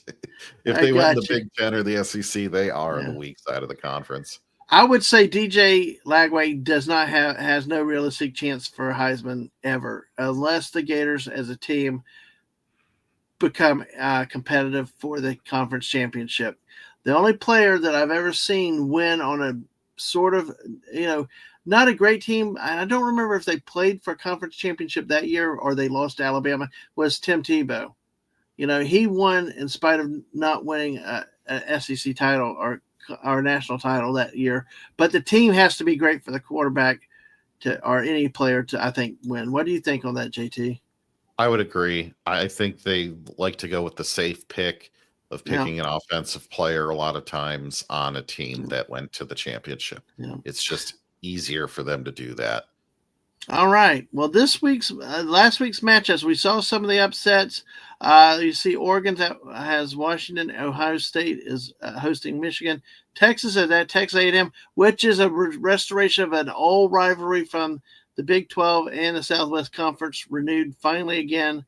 Fun matchup. That type of rivalry is fun to see come back. Especially in College Station. That's going to be crazy. Sorry, Snorter Poopus is not here. Penn State gets to get big old Maryland, and at least Notre Dame gets to go on the road to USC. Georgia ends with Georgia Tech, Tennessee, and Vanderbilt, which could be an interesting game, folks. Vanderbilt with 6 wins. Hate Tennessee. Tennessee hates them. They've struggled. All right, Ryland, good to see you tonight. You have a good night. Take care. Thanks for dropping by. So we see Indiana down 10, Boise 11, Clemson 12, Alabama 13. So Alabama 13, Ole Miss 15 on the poll itself. So let us take a look at we're going to do this. This is the college football playoff rankings. Now remember, just because of the top 12 does not mean they're in. It's weighted towards conference champions. So let's see what the playoff currently is. I have not seen this yet. Yes, and I have not seen it yet except for bringing it up. We have 1 overall is Oregon out of the Big Ten. The 2nd seed is Texas out of the SEC. 3rd seed is Miami. Hurricanes out of the ACC, and Boise State moves up, surpasses the Big 12, and gets in there for the Mountain West Conference as one of the four of the five conference, one of the four high seeds of the five conference champions. Very interesting. It's interesting to see Boise get that that off week, because remember, folks, the first round games are played on school campuses, and then after that, games are played in bowl games up to the national championship game. Well, let's take a look. We got, oh my God, I gotta tell my kid that we're rematching Athens again. Tennessee and Georgia would be the first matchup, 8 and 9 seed.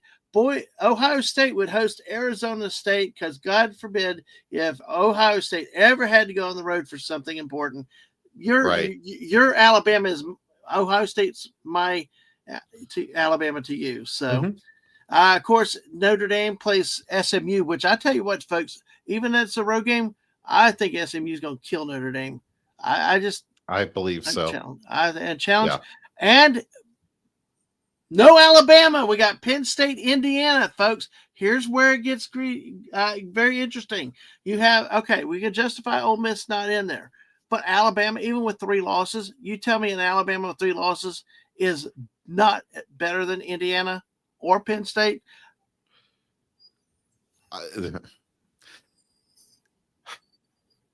This is tough. This gets really tough, because Indiana has played just about as much as nobody as Alabama's lost to anyone relevant. So, do you take somebody that hasn't played anyone except for the one team and they lost to them? Yeah. They at least have, I mean, some of that schedule, that's not their fault that Michigan State was no good this year, right? They could have potentially had a much tougher schedule than they did. I think Alabama losing that many games puts them out of it. I think losses are more important than the number of wins you have and who did you lose to. Sometimes getting there is about not losing. And so that's why I would say, no, Alabama stands no chance to rightfully be in this conversation when you have that many losses, and they could very well lose to Auburn. Or even if they win by 3 points, less than 10 up on Auburn, I just do not see that being as important enough as, look, Auburn's not good this year. So why should Alabama get to jump Indiana, who has the unfortunate weakness of playing the worst team in the Big Ten this year? So, and look at it. They got a 16. I mean, I'm interested, unless they're projecting Arizona State in this scenario to win the Big 12, which is what it looks like. I guess at that point, I feel like you have to put them in. Well, you do, because as a conference championship, as a conference champion, they would have to go in there of the 5 major conferences. But I was like trying to figure out I'm amazed at that. Clemson will get knocked out of this scenario because Arizona State's admission, because Clemson was 12th overall in the rankings. But this could be interesting, folks. Yeah, go ahead. What I would like to see is Notre Dame actually move up into 6th and Penn State move down into 7th. That way you could have a Big Ten team in every single quadrant. So it's all just that's because Big Ten teams playing. Tennessee, Georgia, the same thing. Tennessee, Georgia, same thing, because see, they do that in the first round of the NCAAs. I believe it's the first and second rounds. They put teams of different conferences. They seed them purposely where I think they will not meet till the earliest in the Sweet 16 if they're from the same conference. That would be, I think, a better way to go here, because you got it, Tennessee, Georgia. We already saw that a few weeks ago. You know, if it's, I mean, we saw Penn State, Indiana didn't play, but it'd be nice if you're going to bring in more conferences and stuff, spread it out a little bit, I guess. Yeah. And so for my own selfish thing, I would just laugh a very hearty laugh if it was Oregon, Ohio State, Penn State, Indiana in the Final Four in the Orange Bowl and Cotton Bowl. I would, that would just, it would be almost too funny. to see that, because then you would be able to say without a doubt that this one conference was better than the SEC for once in all time. You're kind of already almost saying that here by having what is that, 4 teams to 3? 3 SEC And 4 Big Ten. 4 Big Ten, yeah. 1 Big 12. Looks like 2 ACCs. They're going to get SMU in. So, yeah, that's, and of course the 1 independent. But yeah, it's going to be interesting to see how this goes. Of course, looking at this, Tennessee has probably got the toughest matchup this weekend. Well, Texas, but see, then again, this is assuming Texas wins the SEC. We still have to see, do they survive at College Station? And then who gets the SEC championship game? Because if it's somebody unexpected, we could have one. A&M could pop the party in here and really shake things up. So, and especially if Texas loses, and then you have that conference champion game, I really don't see how Alabama should be in this at all. No, you should be just adding another SEC opponent. Yeah, and Brogu's happy that they have the Texas A&M game back. Yes, I agree. They talked about one time about passing legislation to make that game play, even though they were different conferences, but I guess nothing happened. But he expects Boise and either SMU or A&M to be out for Alabama and Ole Miss if all win. We shall see. The big question mark for me in that top 4 is Miami. I'm the least familiar with that team. They're very good. They dominated the hell out of Florida. They got a great quarterback. They struggled a little bit on defense at times this year. They've escaped with some help from the officials a time or two. But, I mean, overall, they're a really good team. They're very athletic, very tall wide receivers.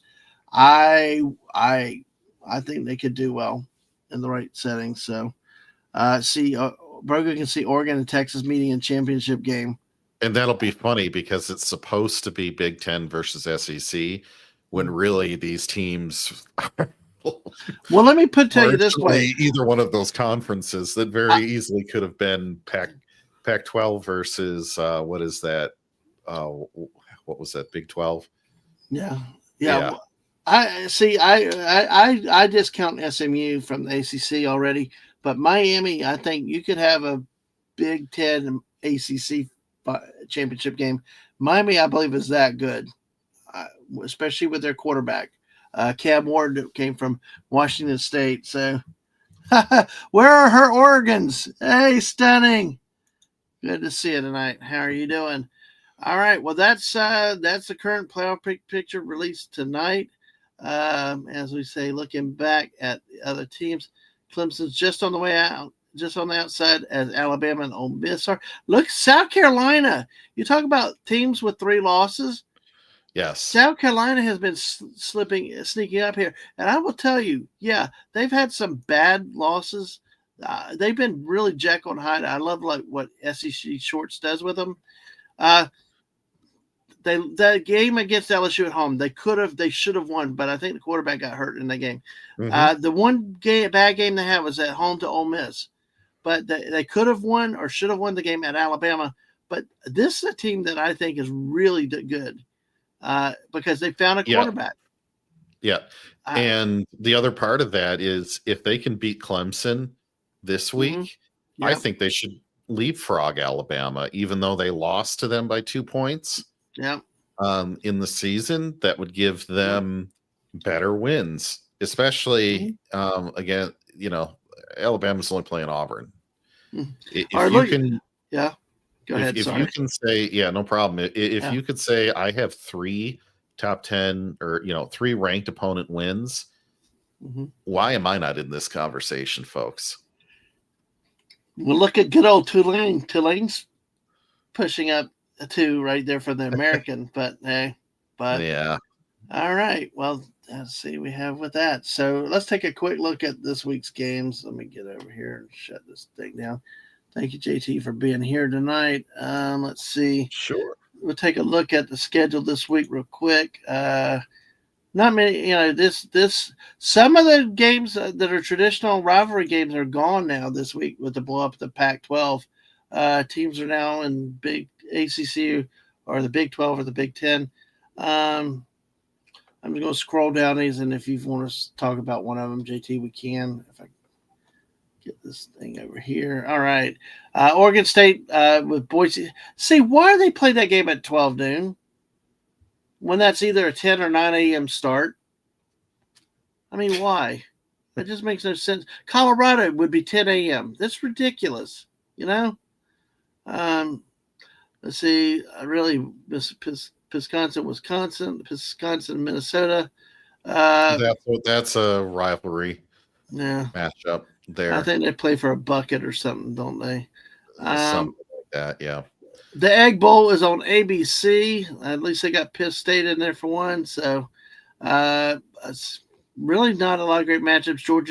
Georgia could be of interest. If Georgia Tech's quarterback is actually healthy again, I can't. The name slips me right now. They've been playing with the backup a lot this week, but if they get the starter back who led the FSU upset, some of the other upsets this year, that could be an interesting game. These games are on Friday, by the way. If you want to sleep Friday night early to bed, watch Nebraska, Iowa. That will put you to sleep. Yeah. Especially when they're projecting Iowa there. Yeah. And don't forget, folks, these games that are coming up this weekend in the Midwest could be affected, in Northeast could be affected by a lot of snow in those areas. So, but Michigan goes to Ohio State at 12 noon on Saturday. They refer to that as the game. Well, and it's at the shoe. They will probably have less snow than in Ann Arbor. Yeah, well, I'm not watching the game because I'm probably going to be watching Tennessee Vanderbilt. That game could be very interesting. Will Nico be effective? I mean, will Vanderbilt stand up like they did, upset Alabama at home, nearly upset Texas at home? A good game that you might watch, South Carolina Clemson, could be fun. Another hated rivalry game out of the leagues at 12 noon on Saturday. Let's see. Louisville, Kentucky's a big in-state Kentucky rivalry game there. Martinez sees UConn is at UMass. Let's see. Just taking a look down through these games. Eastern quick. Western from the MAC conference. Woohoo! I can watch it on ESPN Plus. But Maryland travels to Penn State to Happy Valley. It's like, why? On the Big Ten Network where nobody will see it. Notre Dame at USC in a game that used to mean something until USC's fallen off again. But I tell you what, who knows? Maybe Notre Dame could be exposed on the West Coast. You don't know. Miami goes to Syracuse. With the way Kyle McCord, the Ohio State transfer, has been throwing the ball this year, it could be difficult, a little dicey for Miami. Syracuse is a hard place to play for people. So that's a game that could be interesting. 3:30 on ESPN. Cal at SMU on ESPN2 at 3:30. Cal can be problematic to some people sometimes. They've actually had a decent year but a little bit up and down. Auburn at Alabama, the Iron Bowl. War Eagle. Don't write it off. Auburn, if this game was at Jordan-Hare in Auburn, it could be a different thing. But then again, Alabama struggled with teams at home this year, unlike the past. Arizona State at Arizona, a traditional Pac-12 game is now in-state rivalry. It's now a Big 12 rivalry. Arkansas at Missouri. I don't know why the hell they play that game on Thanksgiving weekend. They used it off on the SEC network. They used to show that game on CBS on Friday, on Black Friday. It was like, ugh. Mm-hmm. And I wish Wes Cagle was here because we got the State University of New Jersey Rutgers at the Spartans. Land Grant University rivals. Yes. So how big is this game for Michigan State this week? They would potentially be bowl eligible if they won this game. By that I mean, the bowl that you forgot was even a bowl because the sponsor changes every year. So it'll be like, the Ritz Crackers Bowl or something. The Tony the Tiger Bowl, which doesn't exist, which is a real one. So Wyoming goes to Washington State on the CW network. Purdue travels to Indiana. That's going to be like a 0 to 100 game, something like that. Well, let's see with Florida State. Let's see how that game goes. That could be a 100-0 game. Except Billy Napier will run the offense into the ground and insist on running to the point where Florida might win 17-13. But are we going to see any clap shift?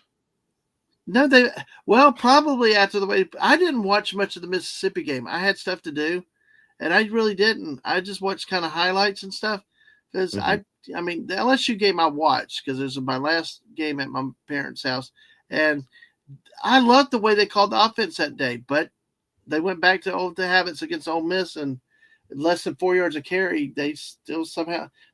I mean, plus also Jackson Dart had a couple team turnovers. Those picks were deep in Florida territory, which could have won them the game.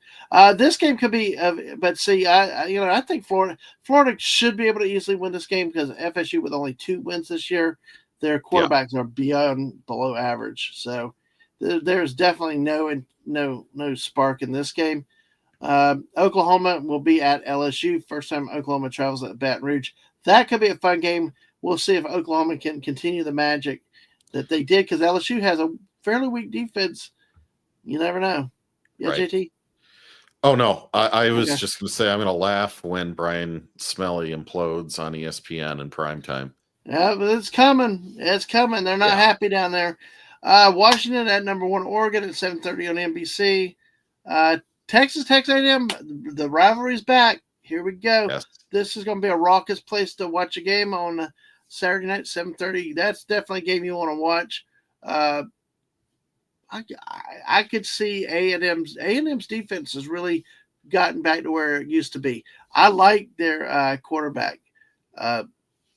Reed is a quarterback, and he made his first start against Florida and just ripped them apart. And every time I've seen him play, he's done very good. He did very well against Auburn at times. That was a problem with their defense in that game. I would say defense, and then they go choke on a bone against Auburn. Kansas State to Iowa State. Iowa State needs this game for a chance for the Big 12 championship game.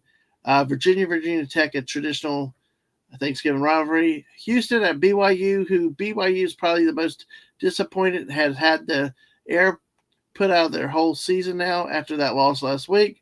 And, of course, the end of the regular season, New Mexico will be at Hawaii. But that game's not on televised. I love West Coast football. I love the games in Hawaii, too. They're kind of fun sometimes. But, all right. Well, JT, I think that's about it.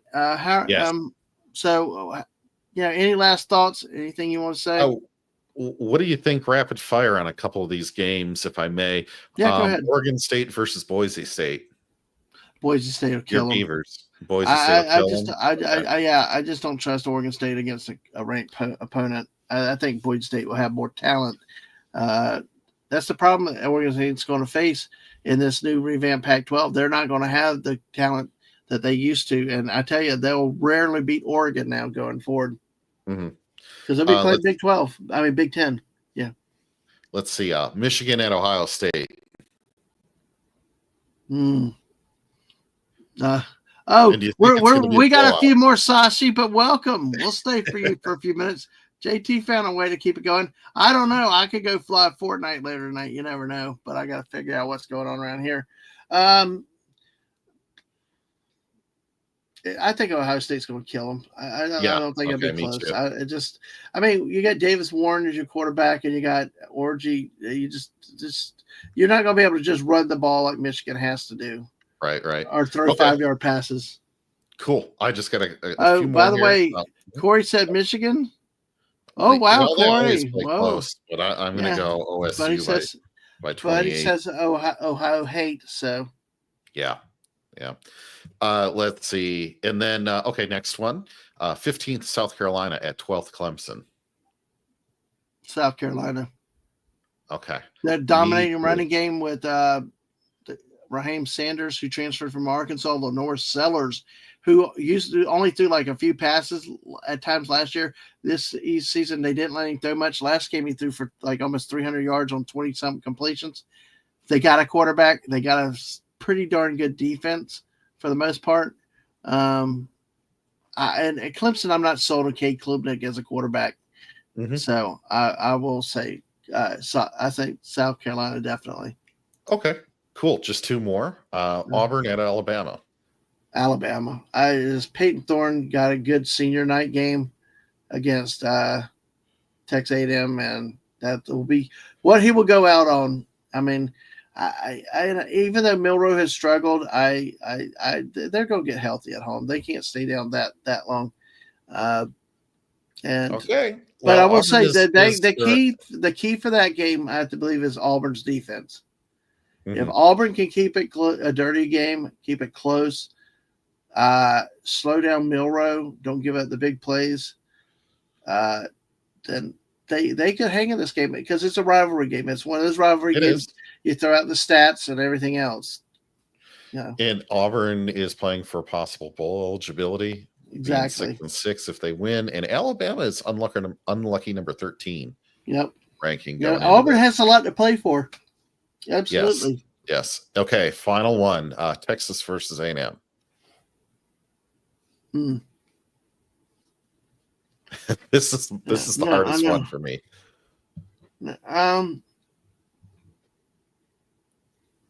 Honestly, I don't think it's hard for me. No. I think A&M pulls this off in the upset at home. Ooh. Marcel Reed has been a very good quarterback. Everybody talks about Lagway and wants to make a big deal of Lagway. I think the best freshman quarterback in the SEC is Marcel Reed at Texas A&M. The way he came into Gainesville, third game of the year, was like his first start. He butchered that Gator defense, throwing the ball to begin with. I mean, then he started running and anything else. Yeah, they struggled a bit at Auburn, but being at home at night with that crowd down there, as much as I hate College Station and A&M, Quinn Ewers is still bouncing up and down. And now with the talk about Manning leaving and stuff, this Texas team, how many distractions do they have? You know, and Mhm. they can be stopped on the ground. If you can stop Texas' running game and make Ewers desperate to throw, you can uh, get this. But he's a great quarterback, like the Dr. Pepper commercial. No backup, need no backup. But I just see Texas A&M win this game with the intangibles of being at home. And I'm just thinking the evil empire is going to pull it off, and Texas will win by a field goal. I mean, I think it will be that close of a game. Mm. I think Well, they'll walk away with it, much to maybe our disappointment. yeah. Yeah, We'll Buddy see. Hepburn says Texas close. So, Interesting. all right. Well, hey, those are the ones I really All wanted right. to pick your brain on, Dadman. All So right. Thanks. that's Yeah. it for me. Yeah. All right. Well, Sashi comes in with the missus introduce you to CPAC tack raw, mostly an Asian sport, but I believe the U.S. has a team. I think I heard her mentioning it on that one day on the stream, but I did not get a chance to look at it any further and was not able to really look at it a lot during the stream being at work. So, but no, but yeah, I will definitely try to check that out though. So yeah, the U.S. we're finding the U.S. has teams in all kinds of world sports these days. So We got to all keep right, that medal count going. That's really the thing, right? In the oh gosh, Olympics, we got to have the medal count. oh well, let's keep it to national because we don't want to get Yeah. too. Yeah. We can go off on tangents with that. It's like Yeah. exactly who wins? Who wins the medal count? So. I'm actually going to do something real quick for you, all you guys, and I want to. I'm going to JT. Are you available Saturday night?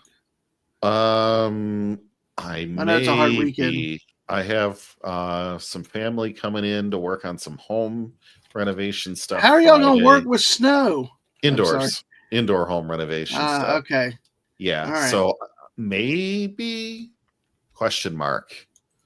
I Okay. hope to be, but We'll see you know, because I depending on how things are going, we may end up doing a stream. I may do a stream Saturday night to go over the games and see what's going on. I'm trying to find a link real quick. That's why I'm trying to stutter. Have you got any other plans coming up though?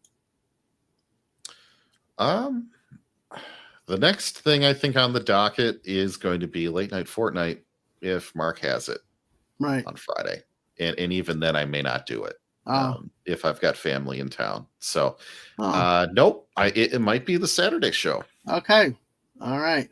Well, hey, and then if not, let me I do have to say I was going to send y'all somewhere live, but they ended. Let me do this though, because we got some stuff coming up in December. God, it's hard to believe the year's almost over, you know? Yes. It's like volleyball. Oh, it's like volleyball, but play with your feet. Oh, misses. Hey, misses. Yes, exactly. Oh, sorry. I believe it was a foot volleyball. Yes. Yes, exactly. So that's it was interesting. I think the missus actually saw some video of it one time, and it was really interesting to see. So real quick, I wanted to just, like I said, preview a couple things coming up. Like I said, if we do so, Fortnite streams could be off and on this week with just randomness, but based on life and things like that this week. A lot going on here. But I'm glad to come together like this. We had great turnout, guys. I appreciate everybody in here. We had lots of people in and out tonight, and love the participation. And glad to have everybody here that's been here. And hopefully, we can grow the channel and grow the football even more next year. I like the format, and JT, I appreciate your willingness to come on and be able to be spontaneous. It's always a pleasure. Because I have actually created a new thing, and it's kind of tested a few weeks ago with our friend MC Wally in Jacksonville about taking some NFL, because as we go into the playoffs in college, we'll be focused a little bit probably more like this, talk about some of the bowl games, but we're also starting as the NFL wraps up.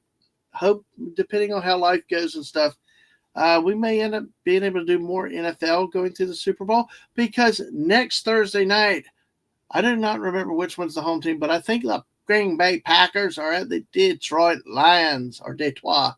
Well, we're going to next Tuesday night, JT Kirk will be joining me at 9:00, but we're going to have somebody, if you know around Twitter or seen her in other streams, Rennie L., who is a great Green Bay Packers fan, is going to come on and talk. We got an hour with her. JT and I might go a little bit longer, but hey, Corey, go Packers. Yes. She's going to come on. She loves her Packers. She loves to harass She loves to harass the Dallas Cowboys. So, hey, you heard JT and the Jaguars while they were talking, but you got a divisional face-off here between the Green Bay Packers and the Detroit Lions. So, and I hate the Pack. I hate the Pack with a passion because I keep beating the Cowboys. But and the Lions have the next three at home: the Bears at home, the Pack at home, and the Bills at home, which are all critical games to keep winning to stay ahead of Minnesota. But that's giving it away a little bit too much. You'll want to check us out this next Tuesday. All right. Please do that. We hope to see you there. On the 20th of the month, we don't have a thumbnail yet. The Mrs. I and Daisy Blossom are going to do a Christmas special. We're going to be talking about traditions and things like that. But before that, Tuesday, December 10th at 8 p.m. Eastern, I'm back with Daisy. A lot of you guys in the chat wanted this. You talked about it. We're going to put Pacific Rim off to the first of the year, but we're going to talk about Battleship. No, not the game, but the movie, where you can sit there and watch the USS Missouri pull a 180 with dropping an anchor out at flank speed. Yes. And wait till she shares I guess her it could be done, but wait till you just she shares some personal stories with that. But yes, exactly. This will be a fun one. Nice, silly. Come have some fun with us on this one. Okay, on that note, folks, I appreciate y'all being here.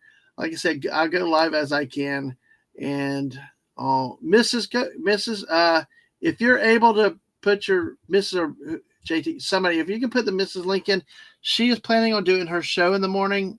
She didn't this morning, but don't forget tomorrow morning, her 10 a.m., your daily dose of positivity. No Pack, no. Corey's laughing. We'll see you. We'll see you. But don't forget the Mrs. will be around tomorrow. Buddy, Godzilla's coming to Fortnite December 1st. Okay, at least I get OG. I just want to live in the OG world. So, and there's a Mrs. link right there for y'all for the stream for tomorrow. I hope y'all see there. Look, I will say to, y'all give us support and encouragement being here. Please be there tomorrow for her. Bring your friends. let her see everybody out there, and just be an encouragement to all of us here these days. And we appreciate your support. Corey said, I would not want to be on or near a battleship during a drift turn. It will hurt. I know, exactly. Exactly. And buddy, there's the link and the Twitch link. Don't forget that. And you're welcome, Mrs. Also, don't forget her Ko-Fi at Mrs.Dadmanwalking55, where you can do a one-time or a monthly donation to help support her for things like our stream yard has gone up. You know, we have a PO box we pay for. Of course, there's a PO box you can send us if you'd like to send something to support too. But on that note, everybody, oh gosh, yeah, 5K V-Bucks Godzilla, exactly. Yeah, 30K ton hurts. Yes, I would think that it does. And yes, thank you for thinking, everybody. JT, appreciate that. And there's the Ko-Fi link. Night to you, stunning, and thank you, buddy. You guys are great. Hey, and as Corey says, not oh, buddy, hey. Exactly. Dadman the Missus at P.O. Box 26603 in Jacksonville, Florida, 32226. Yes. Make that post office box worth it, because we keep getting somebody else's mail, even though we have the post office box. Somebody's bank mail keeps coming to our. That's weird, but hey, Well, yeah.